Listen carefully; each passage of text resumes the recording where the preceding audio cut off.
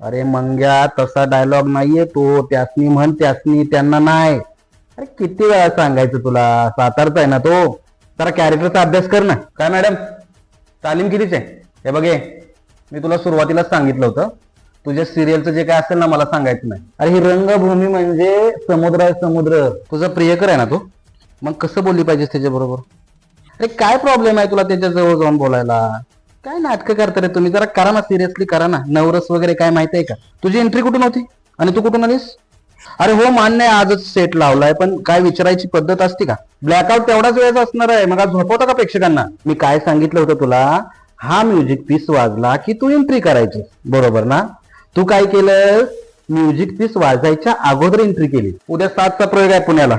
सकाळी 9 वाजता गाडी हलणार आहे.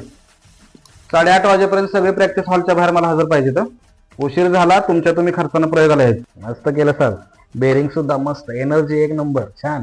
असंच पाहिजे. मग घ्या, चल सिगरेट मारून. अरे ऐका रे, 10 मिनिटात आलो आम्ही. हे बघा, सिनियर कलाकार आहे तुम्ही, काही गोष्टी मला तुम्हाला नाही सांगायला लागल्या पाहिजेत. आपण सगळेच रंगभूमीचे सेवक आहे. मी डिरेक्टर आहे. तिकडून एंट्री कर, जरा थोडा वेळ होल्ड आहे, त्यानंतर ती येणार आहे, म्युझिक पीस वाजणार आहे, नंतर तुला बोलायचं आहे. कळत नाही का? अहो मान्य आहे मला, हौशी कलाकार आहे तुम्ही, जॉब करून प्रॅक्टिसला येताय, तालीम करताय, नाटक करताय, पण काय करणार ना, तुम्ही दररोज 2 तास उशीर येताय, त्याच्यामुळे 2 तास प्रॅक्टिस पुढे वाढते. मला घरी 11 वाजता पोहोचायला. आपण आपल्या आयुष्यातला महत्वाचा वेळ काढून तालमीला हजर राहतो की नाही? मग न बाकी. अरे खड्ड्यात घाल तुझा तू थॉट. लेखकाला काय म्हणायचे हे जरा समजून घे ना तू. अरे एखादं सजेशन ठीक आहे, तू डिरेक्टरच झालायस, नाहीतर असं कर, तू डिरेक्शन कर नाटकाचं, मी बघतो.